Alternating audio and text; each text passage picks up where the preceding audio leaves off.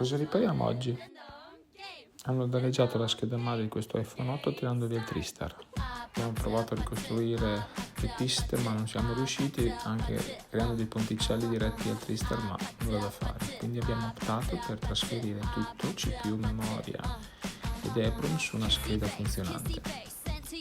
Vediamo, l'abbiamo riacceso e recuperato i dati del cliente. Ciao, al prossimo video.